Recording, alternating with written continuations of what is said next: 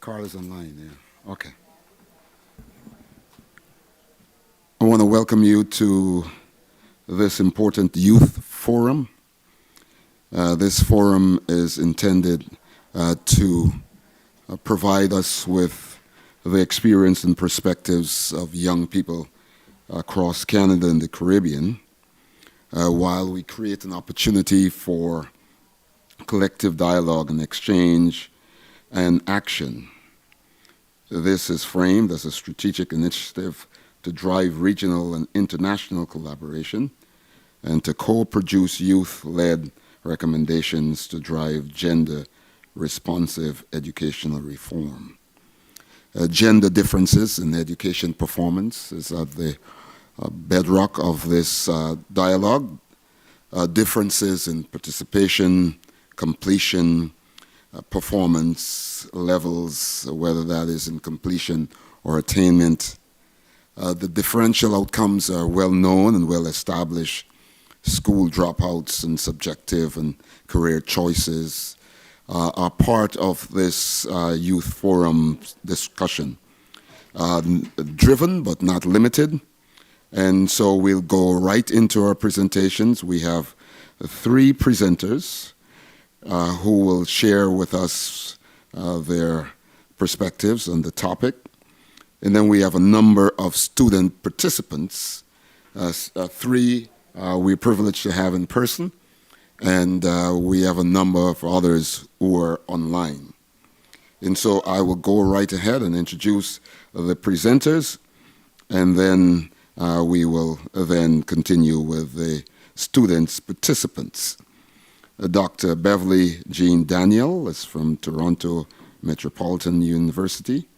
Professor Carl James, York University, and Dr. Lisa Edwards, University of Guyana. They will present in that order, and their bios, very impressive bios, are available for you in the program. Thank you very much for being here. Here we go.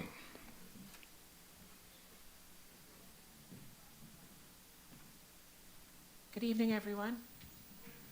I know it's been a long day, and so the 10 of you who stuck around, thank you. All right. five of whom are my friends. So, I really wanted to sort of ground the conversations in terms of saying that my research, I argue, spans pre-K to PhD, right? That's the student populations that I've been looking at. So I've done research that looks at the experiences of Black children, early childhood education environments, and the types of racialized experiences that they have there, and how that then impacts their educational trajectory. I've also done research looking at students from grades 7 to 12, and as well the post-secondary landscape from college to PhD completion, right? So what I really was trying to do is to map an educational trajectory that would be promotive of academic success amongst Black students. I was also privileged to be able to collect some data in Kenya, right? Because I wanted to do sort of a comparative analysis of the data sets to see, well, are there unique aspects of Black students' experiences within predominantly Black spaces versus predominantly white spaces that impacts how they navigate and understand their educational experiences? Mentorship emerged as a really significant aspect of what the young people were asking for, and maybe the young people on the panel may say something different. But what they were saying was that they really wanted mentorship to move beyond just advising. Right? Don't just come, sit, and I tell you, do this and do that. They really wanted mentorship to emerge in different contexts, in different ways. So what I mean by that is depending on where they were at in their life journeys, they were very clear that they needed different types of mentorship. But I also argue that even the terminology around mentorship, we may need to reconceptualize it, because in some ways it's a bit of a foreign term for those of us who are not, sort of the European stock per se, right? So we may have to think about what words can you use to allow for our young people to feel that they can come to us and have conversations with us to help navigate their careers and their lives. And they use the term architect, that a mentorship needs to be an architect, someone who helps them to build their life plan. It wasn't just try this or try that. It was really someone who was there to walk them through that journey. The other thing that both parties talked about was the importance of the mentor being able to help them to develop what I have been framing as a positive Black racial identity, which I articulate a difference between them having a Black identity, which tends to sort of replicate the stereotypical patterns of what society says it means to be Black, versus the ones who had developed a positive Black racial identity, whereby they had developed a really holistic sense of who they are. So they weren't necessarily getting sucked into the fads and the trends, that they were grounded in their history, they were grounded in their identity, and they were able to bring that into the spaces that they entered. So that positive Black racial identity really seemed to be emerging as a protective factor, both with the populations within the Canadian context and within the Kenyan context, even though their entry point wasn't race. It was ethnic grouping, right? So if they had a positive sense of the ethnic affiliation, that was also important in terms of how they navigated that space.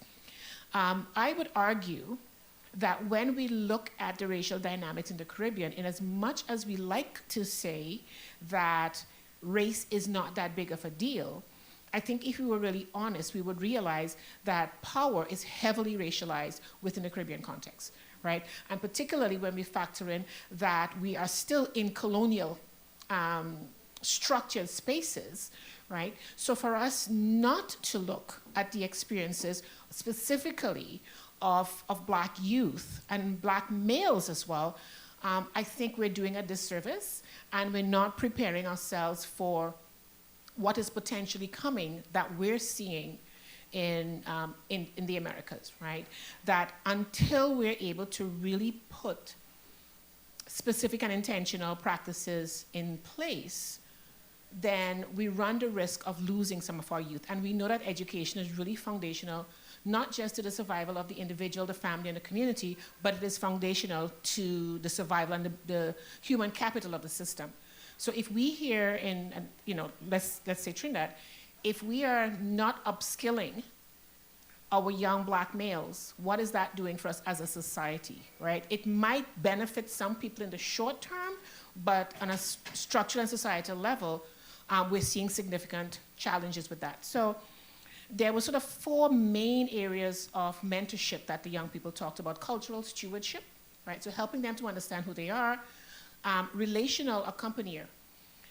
A lot of our young people are dealing with emotional challenges, mental health challenges that's not being addressed. And what they were saying is that the mentor can become someone, if they have a close enough relationship, that they can go to and say, I'm having a hard time. And that mentor might be able to provide them with some supports and also to point them in the right direction. They also talked about needing a navigational strategist, right? And that person actually, interestingly enough, didn't necessarily have to be racially matched. It was just somebody who could tell them where the resources are, where the scholarships are, which schools to apply for.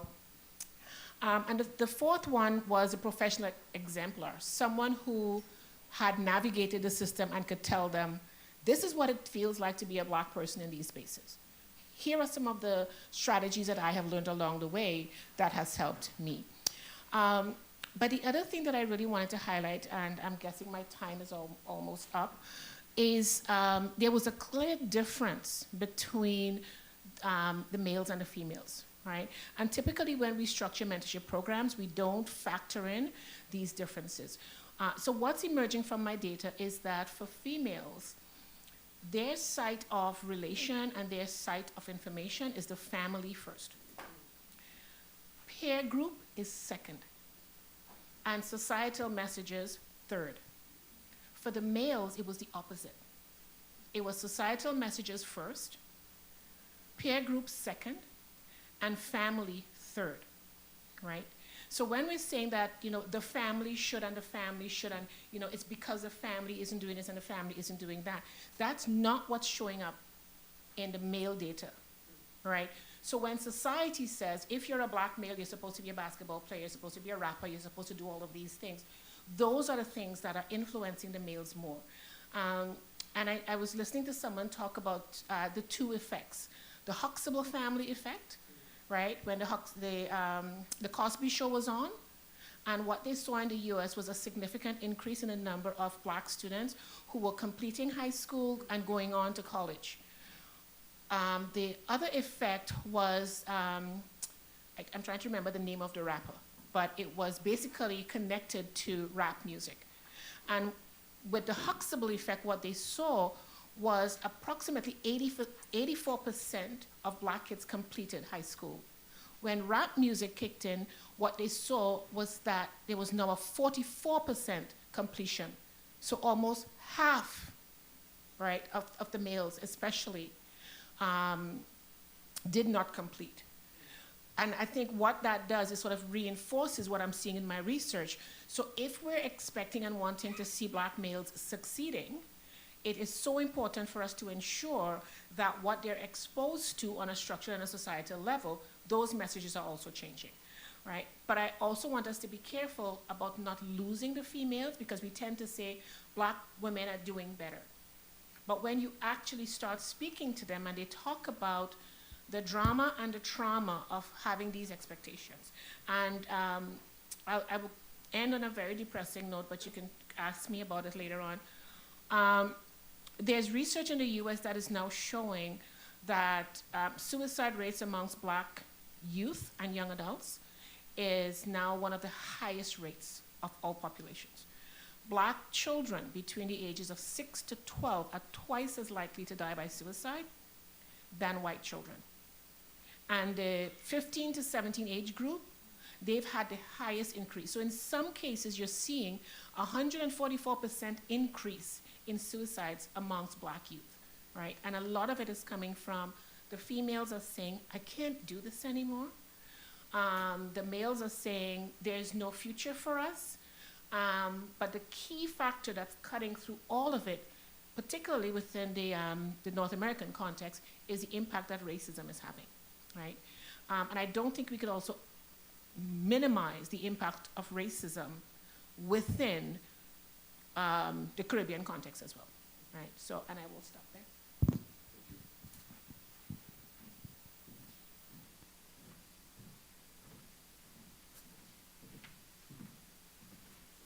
Thank you. We'll hold our questions for the end. Is Professor James on? Okay. Can we have him? All right. Hi, Professor Daniels. Okay.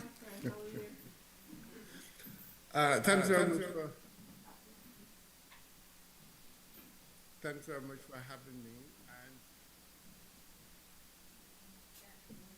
for the conversation. Sorry I couldn't attend in person, something else, but I am very much listening and very interested in this topic. I'm going to also look very closely at the Canadian context. And in doing so, I will pick up on some of the things that Dr. Daniel said. And I have a paper that I was going to read, but since that Professor Daniel set the stage, I'll try to talk it. uh, the title I gave my paper was, why are the third plus generation black students not academically achieving like their first and second generation peers? And I'm looking here at the Canadian context, and I think it's something to think about when we think of immigration and who are the Canadian students.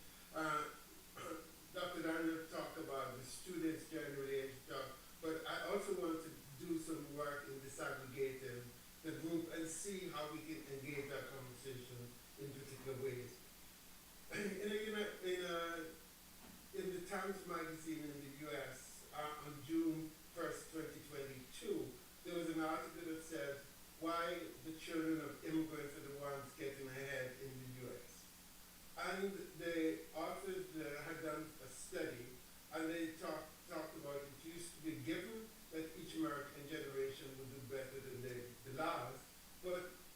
mobility has been showing over time that they made the point that the dream that people, that many immigrants to America came into America with are not being realized. That's the same. So, but what they found in their work is that the 3 points that the authors tried to show. The first takeaway from children of immigrants that they achieve more upward social mobility than the children of U.S. born fathers. And they went on to say that the second thing was that children of parents from very poor countries, and one of the countries that they named was Nigeria and Laos, and these children outperform U.S. born children. That was that was an article in the Times in 2022. In 2024, another article appeared in the New York Times this time, and the author was also making the point that, again, the author wrote, "Why so many children of immigrants rise to the top?" And he talked about how immigrants and their children are assimilated into the United States, and that immigrants are good at doing something difficult, like leaving behind relatives and friends and the familiarity of home to go for search for better and more prosperous things. So that's what these articles from the U.S. have been saying with regard to young people coming to the U.S. And then in some work looking at the Organization for Economic Cooperation in Development Countries, that the research shows that children of immigrant parents tend to be more likely to enter university, that in many cases today's universities and colleges in OEDC countries, namely the US, England, Canada, etc., children of those immigrants tend to be the ones in post-secondary institutions. So what's the Canadian situation? I said that because I gave those stats in order to show that there is some concern about who are doing well and who are not doing well, and what role does immigration play in this regard? Statistics can mention, and I'm quoting, the children of immigrants are generally more likely than their counterparts from the third plus generation to go into post-secondary studies. So children then, in the Canadian context, most of the students that we're encountering tend to be first generation young people in the Canadian context who are doing well in education. And when we look at that, then we have to say, but it's not just these young people basically going. We have to see what role did the immigration policies and immigration program play in who comes into Canada at particular times, and where are and how are the third generation and who are the third generation black students that we're talking about. Many of these third generation black students in the Canadian schooling system tend to be of Caribbean background. Many of the first generation and second generation tend to be those who are coming more recently, and most who are coming in more recently, they tend to be of African background. So when we're going to address these issues with the students and how they're doing, paying attention to gender is one thing, but we also have to pay attention to the generational situation, because the generational situation is saying to us that if you're first and second generation, you're more likely to be more going to university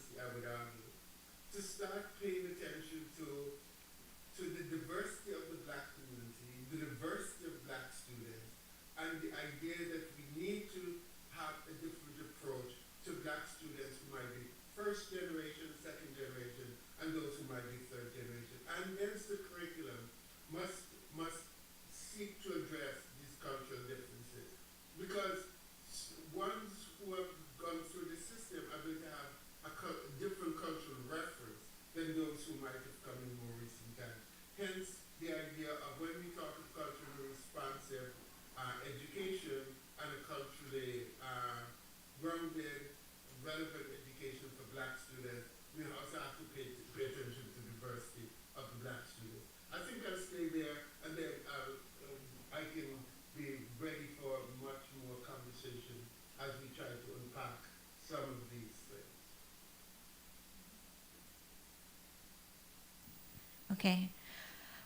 So in thinking through and preparing for this panel, one of the things I reflected on was my own research work where I was interested in what does a feminist classroom look like? Because when we think of gender, oftentimes we kind of disaggregate with the sex, this male, female, and that is it. But it includes much more of the qualitative aspect that would intersect with categories of race, disability, and so on. So I teach a course at the University of Guyana on gender and development, and almost every semester so far I would have like about 100 or a little over 100 students. Most of those students are women, and most of them are coming from the international relations program. So when I was collecting my data to kind of gauge from them what their experience has been like in the classroom, you would find that for the women who responded, they were like, what they appreciated was the care or the follow-up or the engagement they have with their instructor.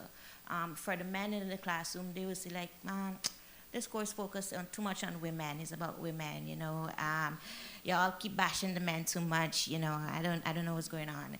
But strangely, there are some of the male students as well who would say they kind of, begin to see gender, differently, and even how it is showing up in their everyday lives. And this led me to the point of the type of pedagogy that we are using when approaching on our classroom.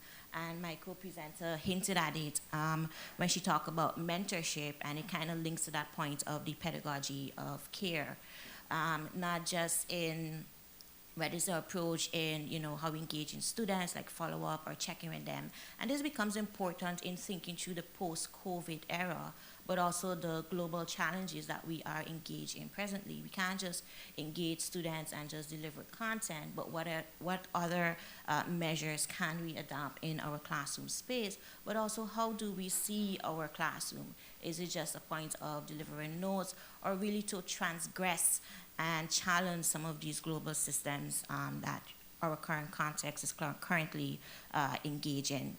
Now, if we were to consider the sex ratio throughout the Caribbean, we do have more of our young girls completing secondary and even tertiary education, but this does not automatically translate to them having well advanced economically and even socially. In our society, in the region, and in our respective society, you still have the challenge of gender bias. Again, my co-presenter would have hinted examples of this when she talked about families, and oftentimes women still having to carry that.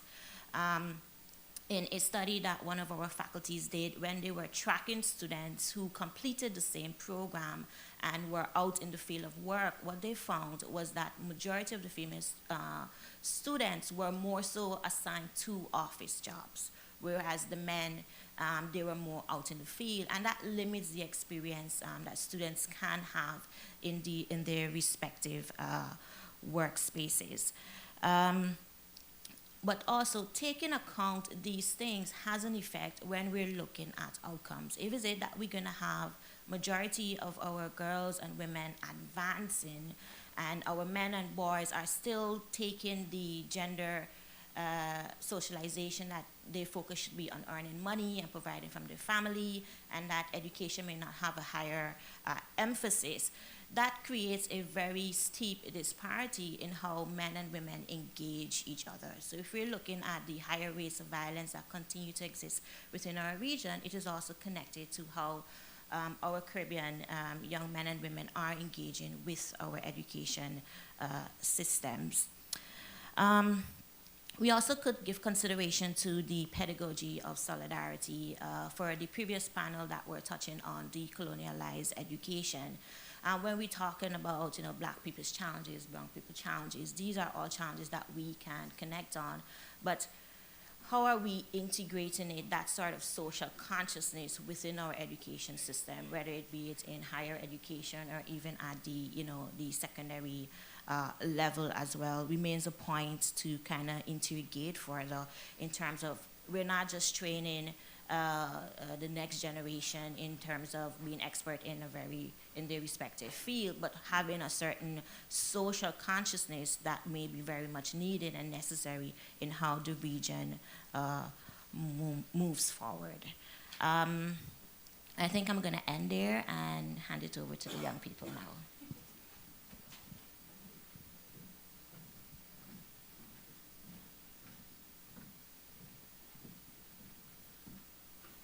We want to thank our presenters, and yes, we want to hear from our young people. You know, the 2025 CARICOM UNICEF report did indicate one specific percentage that is interesting to me. 58% of the respondents felt a lack of optimism about the future. And here we are trying to deal with the issue of securing Canada Caribbean futures, repositioning traditional and emerging challenges within the context of the individuals who are not only our future, but our current.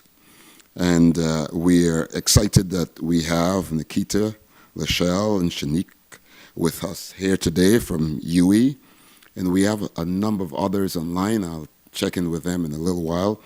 But let's start with our students who are here in the audience with us. Nikita? Hi, good afternoon, everyone. And it's a pleasure and an honor to participate in this important discussion on gender dynamics. So my perspective would come from an observation that I recently made. Recently, I attended my niece's Form 3 subject selection meeting, and this would have been the third one that I would have attended within the past decade. Yes, I know I don't look that old. What I would have observed is that multiple speakers explicitly emphasized that no subject was inherently male or female. And this was something that was new to me. They made it clear that all students are free to choose based on their interest and ability, not their gender. The speakers stressed that girls could select CVQ electrical and mechanical engineering technology, and boys could select humanities and pursue English literature and history. This may seem like a small shift in language, but to me, I believe it is very significant, as we all know that subject selection at the CSEC level influences educational and career pathways. And when we look at tertiary data, we see gendered concentration still occurring. For instance, at the UE St. Augustine campus, when you look at the male to female ratio for both 2022 and 2023, and the 2023-2024 academic year, you would see that there's a 2-to-1 ratio from male to female for engineering and a 1-to-3 ratio for humanities and education. Again, this suggests that gendered patterns of participation continues across educational levels. And my colleagues would have also touched on it when we talk about gender bias in language and at the structural and systemic level. So a language shift of gender bias in choice of subject or discipline can positively impact gendered assumptions about who belong in certain fields and expand on what young people believe as or perceive themselves possible. My recommendation is that intentional gender-inclusive messaging should not be occasional or exceptional. It should be standard practice across all schools. It should be something that is within the system, that is structural. When we normalize diverse subject choice early, we widen participation and ultimately we tend to influence positive outcomes. I thank you.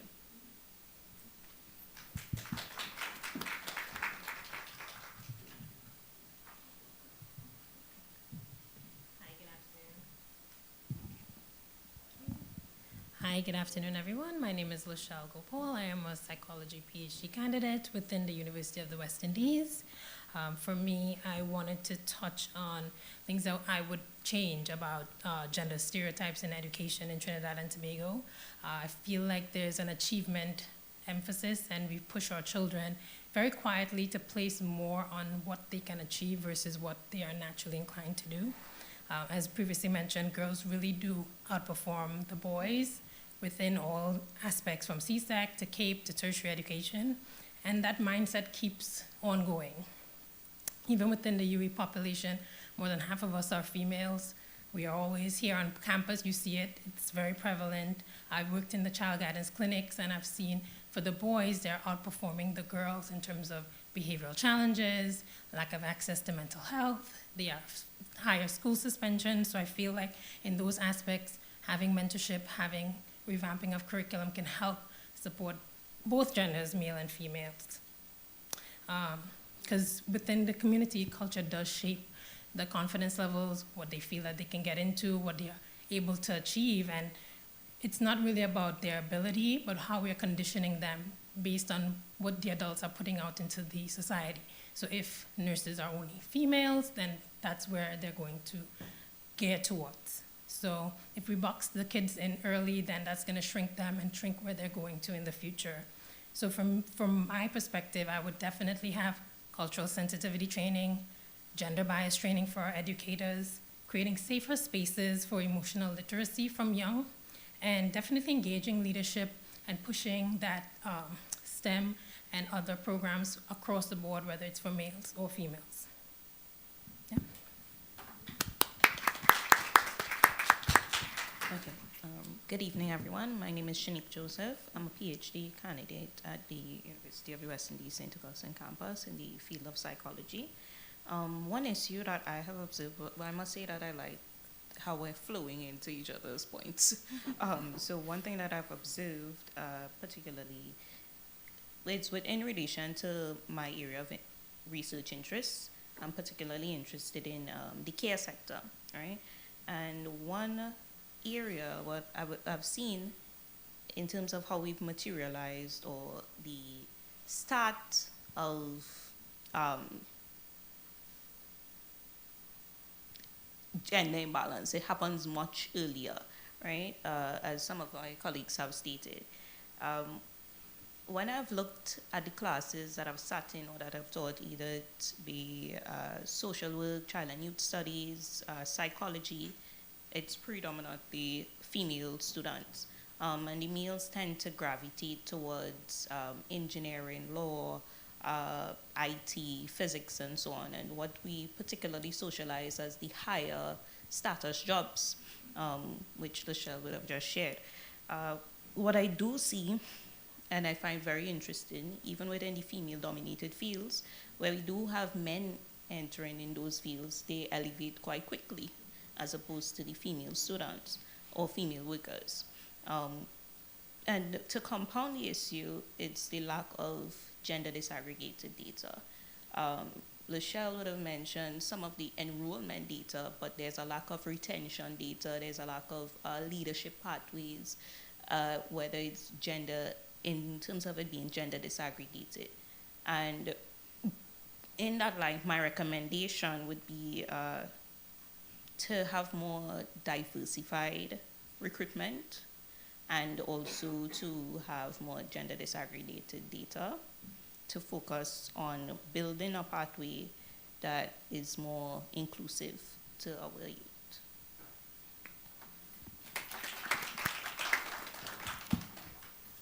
Thank you, ladies. I think we have a few students online also, so I'll check in. Lorenzo from Jamaica. Okay. Good afternoon. Good evening, everyone.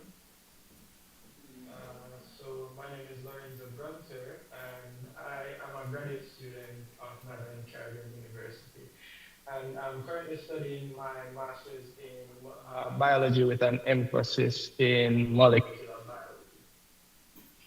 Now, working as a lab tech in chemistry and biochemistry labs at NCU, classrooms are usually filled with more female students than male students, roughly around 70%, and at the highest, it's around maybe 95% that I'm seeing where females outnumber males. Now, while this seems positive and it seems positive on the female side, it also creates isolation for the minority males who withdraw or underperform due to lack of peer support and mirroring national trends where men lag in graduation rates and despite equal access. Now, this imbalance tackles diversities and discussion on protocols or experiments limit key recommendation for this is to launch target male retention programs like peer mentoring circles and flexible lab schedule to accommodate working, studying males because a lot of males, especially in Jamaica, they have to work and study because they don't really want to take student loan. So yes, that's my recommendation for this problem.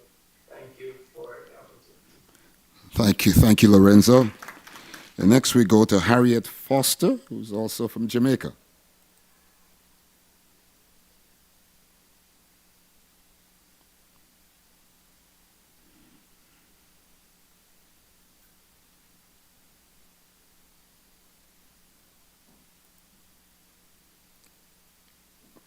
Okay, she's still muted.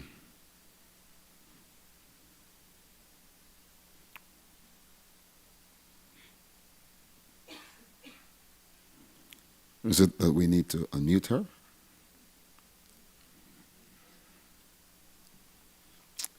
Okay.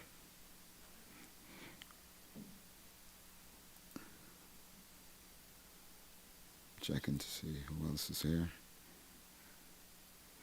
Angelique from Canada. I think you're on the list. Uh, Sorry about that. MC, Mrs. Foster's mic isn't working currently. I'm not sure what's the problem, so she'll be using my device because we're in this meeting. I'm sorry about that. Okay, thank you very much.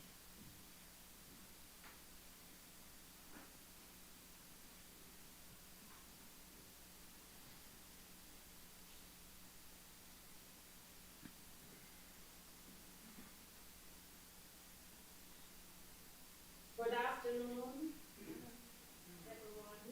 I am Harriet Foster, and I'm a graduate student from Northern Caribbean University, and my major is science education.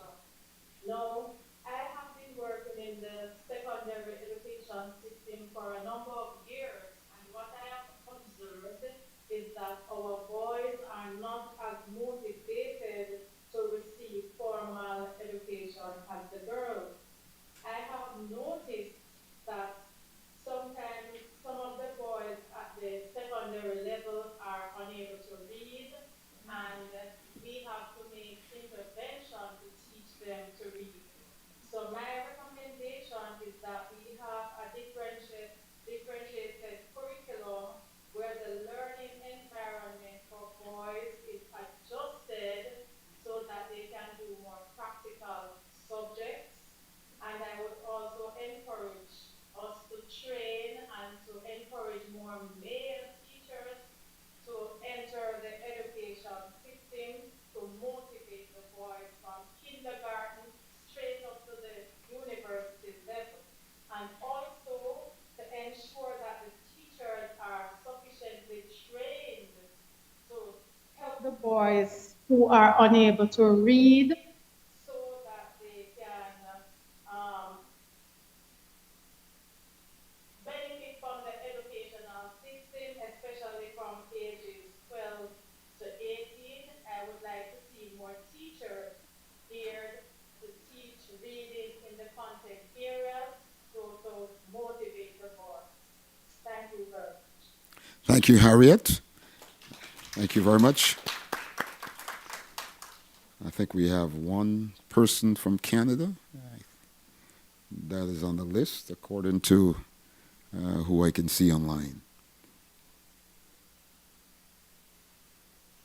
Yes. Good evening, everyone. My name is Angelique. I am from Canada. I'm currently in my first year of law school here. As I reflected on a lot of the discussions that we've had here, even when I was thinking about what is something of my experiences and what would I recommend, I thought back to the point of when we talk about women and being not outspoken or being traditionally in those fields of like nursing and those kind of caregiving roles, it really showcases that cultural aspect and traditional aspect that we are meant to be in specifically that. I remember when I said that I wanted to go to law school, the first things were, are you sure that's what you wanted to do? is this something that you should be doing? And I was often pushed into roles of sciences or even nursing and doctor, those traditional roles. And now that I'm here in this point, I think back to also the things that were said. Oh, you shouldn't be so outspoken, or you shouldn't think about the world in that way, or you should be very much constrained to like being this quiet person who can't achieve more in terms of like the legal fields and things like that. And I think one thing that I would recommend is not just about policy changes, but also shifting a bit of the culture we live in, where it creates women or pushes young girls into this rhetoric of keeping them in these specific roles rather than encouraging their ambitions if this is something that they want to do, to be outspoken, to fight for what they believe in, to do those things and step outside of those roles is by creating those safe spaces where they're able to have these discussions and also having their parents have these discussions with them that it's normalized. Thank you very much. I think that's the end of our presentations. We have a few minutes where we can engage in a dialogue. The aim of this forum is to arrive at a place where we can make some recommendations about some actions that can be taken within the context of the gender disparities that we find in education. We've talked about some of these, and I think we'll take a few minutes just to do that. Just at USC, just as a point of departure, our graduation rate, at every graduation, we graduate just about 12% of the class happens to be males. So we're looking for discussion that then lead to some policy changes within the context of our two economies. All right, so we have the experts and we have the student experts and questions. We'll take a few minutes to do that now. I see a hand. Is there a mic there, or should I use this one? Okay, thank you. I know. Thank you very much for the presentations. I feel like there's an elephant in the room. I don't know if I have a recommendation, but I certainly want to pat the elephant in the room, which is education over the years, I would say post-1982, has become feminized. Education is seen as a female endeavor. And I don't know how we're going to change that, but I think it's important given what Dr. Edwards was talking about in terms of the widening gender divide in the Caribbean and men's expectations and women's expectations. I feel like if we make any policy without admitting that that is what we're really trying to fix, it probably is going to fall short of what we're trying to fix. So where is gender on the regional policy agenda? Because I'm in Barbados, it certainly is not there. All the men in Barbados think that all the women are men haters. We've taken their jobs, we're taking over the government, blah, blah, blah. And they don't just say it, they believe it. So where is gender in the regional policy agenda? One conversation is happening in the university, another is happening politically and societally. And gender, is it a good word, a bad word? I think all of these are things we have to reflect on if we're really going to come to any recommendations that are going to work. Well, thank you very much. Any one of the panelists want to respond?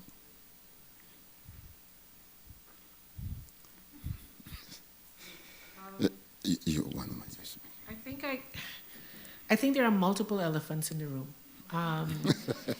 I think first and foremost, we continue to breastfeed our children on colonial educational narratives. And I think until we can take the mass out of the house, we're going to keep replicating exclusionary practices. And one of the things I say to people is I draw a distinction between schooling and education. Those of us who continue to be subjected to colonial narratives, we're being schooled, and we're being schooled into failure. We're not being educated. Education is a holistic process that centers the individual, the people, the culture, and our culture and histories are not being centered. So for me, I've made the argument that the system of schooling actually works really, really well.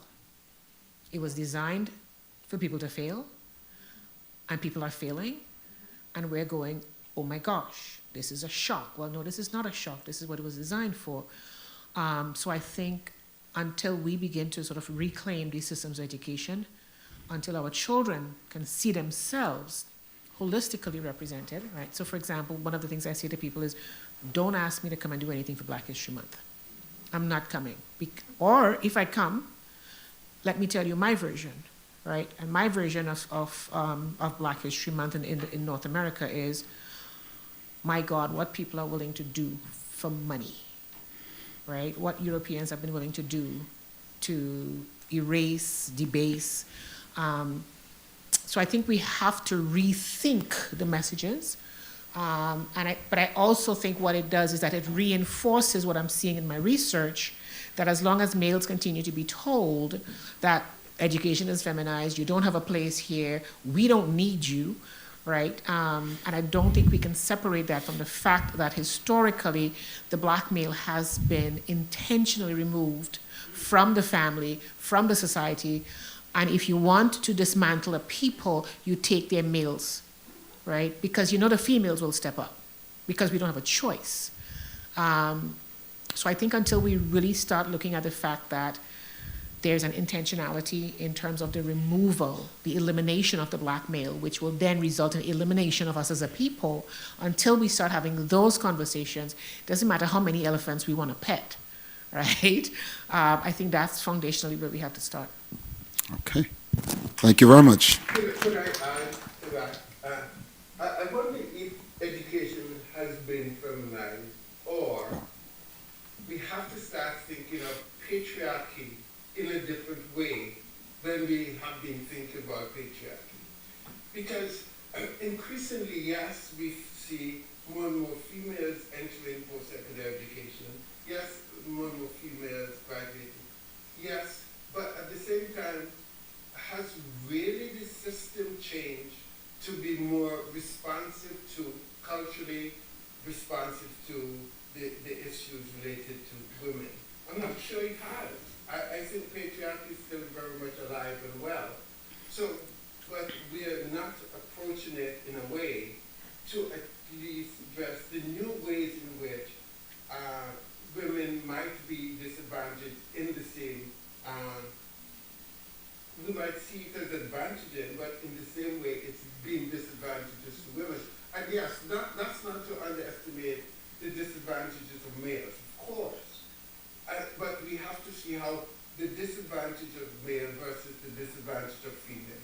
So I think one of the things I think about when I think about is the use of in the schools of adultification, and the way in which males have been adultified and women have been adultified. And we need to pay attention to how these things are working out within the system in order to address how patriarchy is really alive and well. Thank you, Professor James. Yes, go ahead, Doctor. Yeah, I'll try to make it brief as possible. I just want to say it like I have a knack on honing in on certain expression, and when we say an area is feminized, is often framed as being problematic, not just in education, but like in poverty or even looking at migration. And I'm not saying that's where you're coming from, because if we look at the educational space historically, it was men who occupied and dominated that space, but it wasn't framed in that way. This is just my knack, right? But following up on my co-presenter, patriarchy is also very much harmful to men, especially Black and brown men. And as the student presenters very much mentioned throughout their presentation, is also looking at culture. So we need to also challenge, actively and intentionally challenge culture in how we are engaging our men and young boys when it comes to education. Because at the end of the day, they will benefit if they are very intentional in taking up, educational spaces. All right, thank you. Okay, I see. Okay.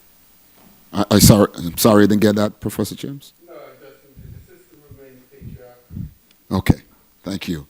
I see a hand there, one there, help me, and there's a third one. Okay, so let's do 1, 2, 3. Did I miss any? Okay. Or let's take number 3, and then we'll get the mic to I'll number be 2. very fast. Sure. Because two of the previous speakers hit exactly on the point, so I wanted to add to the elephant. And I don't think in the Caribbean we have a very nuanced discussion about what patriarchy means and what it means for both men and women. And to the last point, yes, in fact, it is detrimental not just to women, but to men. And so we have to acknowledge that and work from there, not just, women aren't the enemy. Patriarchy is the enemy. Let's dismantle that. Looking again at the education system, though, and again, this ties back into patriarchy, because women's labor is not valued as men's labor, fields that are dominated by women aren't remunerated as well as fields that are dominated by men, which has now resulted in, as a mother, I have never seen a male provider in an ECCE setting. My children who are in primary school, they probably have 30 teachers. If they have 3 male teachers, that's a lot. So these boys, in their very formative years, early in their cognitive development, do not have role models as their parents would have had before them. Because I know, for my parents, both are educators. When they would have been educators, it would not have been this lopsided ratio of men to women providers in education. And I think recognizing the impact of patriarchy on our education system and the providers therein also needs to be acknowledged, and the link to that, to labor, which again ties back into what fields our boys and our men are now attracted to. And a point was made earlier about men, our boys and men going into being providers as opposed to pursuing education. But the reality is, our women are now outpacing some of our men in terms of their earning. And how is that now impacting their relations and their families in terms of the expectations that we have, and dismantling all of that related to toxic masculinity, again, going back to patriarchy. So I think we really, really need to have a much more nuanced and open discussion about what that means for Caribbean societies, as distinct from other societies. Thank you very much. Do I have someone to respond, or we can move on? Support. Yeah. Okay, thank you. Hi, everyone. So the question that I have, or the comment I want to make, as a data scientist, I normally look at, features in the data and so forth. And one of the things that, and for all of those who deal with data here, you would know that if you overfit a model, right, it will give you probably near 100% accuracy. But then that is injected result, right? And that's not a reflection of real reality, right? And what does overfitting mean? That you try to make it too perfect. So the question that I have we overfitted the model, or have we overcompensated? So there was a time when women were lacking in many spheres of society, right? And then today now, have we, in many of those areas, they have prevailed, and that's perfectly good. But have we overfitted to the point now that we now make the male now become the gender that is at risk? And we've overcompensated, and we went from one extreme to the other without finding that sweet spot in the middle. Okay. Interesting. Thank you. Very interesting statistical observation there. I think my response to that sort of underscores a concern that I have been asking my students to think about for a long time now. Do we as societies tend to overcorrect? And then when we overcorrect, we now create other problems, right? So one of the things that every Christmas, we can't say Christmas now, we have to say Happy Holidays, and no, I'm talking about in Canada, so I'm just, because it becomes a whole drama around, and it's like, okay, so I can say this and this and this, but I can't say that, right? And one of the concerns that I have had for a long time is, what is going to be the impact on our males if we don't stop to think about what this notion of inclusion means, right? So we need to include females. Yes, absolutely. I am female. I'm the mother of 3 males and 1 female. I need to see everybody included. But as the lady at the back said, right, a lot of our boys don't see a male teacher ever, right? So do we need to have some intentionality in terms of finding a balance? so that when and I mean, it's the same thing we said in terms of race, right? We needed to see more representation of black teachers in the classrooms as well, because we know that that makes a difference. We know that black children tend to do better with black teachers.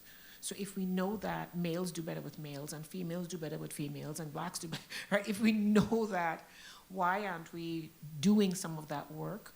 And I would also say really quickly in that the program that I implemented at the post-secondary level, specifically for black students in Canada, we were seeing 100% retention rate, right? And our black students, male, female, and all the genders in between, right? They were outpacing the other students. So it's not that black boys can't learn, right? So let's be very clear. Being black is not a risk factor. Society structures risk for black people differently than it does for other populations. So yes, I think we need to do some intentionality of bringing all bodies to the table. Thank you. Okay. All right, I think we have exhausted the questions. No, okay, where is that? Oh, there you go. This is an important one. Yeah. Okay. So something that I really am not understanding is why are we tipping the scale too far on one side? Because for me, like, I think that people forgot to realize is that no one is really less capable at jobs. Like, we can do anything that we want to do. And for me, I don't think that overcompensation is necessarily a bad thing. You just need to balance it out for the other side. The fact that education now is more like shifted towards women and females, I feel like it's balancing out for like previous years. Men were like expected to go to college and women were just like not expected to, you know. So what I just really think is that opportunity should be open to both genders, because teachers can be male and female. Like, there was never really a rule based on the job you could have had because of your gender. And we need to stop acting like, you know, male teachers is something that should be like not very often. Like, it should be the norm along with female teachers, you know? Men can be nurses too, not just top level doctors. Doctors can and are women, and they should be. So yeah, what we need to do instead of like overcompensating on both sides is, when the scale is tipping on one side, you just need to compensate on the other side. Yeah. Thank you. Thank you. Pretty sure that kid is not in college. Yeah, pretty sure. All right. Or it could be, or it should have been. Well, let me say it this way. The kid should have been a professor in a college somewhere. Thank you, sir. Thank you. Did I get everyone? Okay, thank you. You were rooting for that young man. Yeah, thank you very much. I'm going to turn to the students. If the students have a final word, and we're beyond time, but we want to be mindful of our students. I just wanted to make a quick comment in response to the young man, and I think excellent job.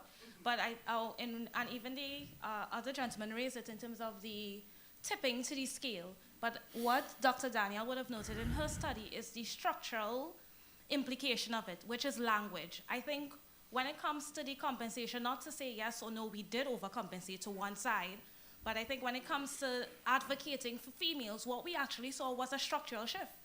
We actually saw women advocating structurally and systemically for themselves, for us to enter the workplace, for us to pursue education, which wasn't the case back then. So I think now it really does tie back into that structural shift as it relates to language, where we now not only advocate for women to enter the workplace or women to pursue particular education or a particular discipline, but men advocating for themselves as well to pursue education across disciplines, to pursue occupation across disciplines. And it really stems from that structural, systemic aspect. That's what I wanted to comment on. Very good, very good. Thank you very much. Do we have a comment? Or are you good? All right. Let me check online. Any of our presenter, professor, or any of the students? No more. Oh, somebody is at the side there. No more. Let me. What was that? Oh, Professor James, I think there's no more. Somebody said. One quick second. One quick second. Go, Dr. James. No, just simply saying one important thing that we can't say is how the structures and systems have been operating over the years and continue to operate. And so we could have to say, how is it the culture in which we live are maintaining a system and maintaining who gets into particular kinds of jobs? You know, so I keep thinking, as we were talking, what would it look like if we start seeing more men trying to go into early childhood education? Would we encourage that? And would we, and there's a space for that. And so therefore we have to take our role in moving the culture towards being much more inclusive of women and men at all levels and in all areas. Well, I want to thank all the panelists. Put their hands together for the panelists. Chair, just one quick point, Chair, please. Okay. If I may. Okay. I just wanted to make one quick thing because we kind of ended where we were focused on the education system. Yes, we are outperforming in the education system, but let us not forget that that is not yet reflected in the workforce in terms of women's participation, especially at the highest level. So while, yes, we have made strides in the education system, and there may be some off-balancing happening at the moment, there's still a lot of work to be done, and it ties back to the patriarchy, and it ties back to your point, Dr. James, about what do we value as a society and how do we compensate people for their labor. This is evidence. I think I'm done. When I'm done, then you can continue. This is evidence that this conversation must continue. And we appreciate your participation, but they're telling me I need to stop, so I will stop. And then I'm sorry, sir. I'm very sorry. Just one, and what I wanted to say is probably one. I don't have the data, so that I can't definitively say, but at least in the situation of Trinidad and Tobago, that statement that was just made is possibly untrue. Because in Trinidad, we now have women sitting in the two highest offices of the land. Out of the three highest that there are only 2 out of 3, right? Okay, you started something that we won't be able to finish now. The other thing let's just leave it alone. Yeah. If you try to fight for masculinity in today's society, it's seen as being toxic. All right. Because it's a feminist. This panel is officially closed. This panel is officially closed. We have an announcement just before you go. You can come up here. Just before you go. I knew this guy was going to cause us trouble.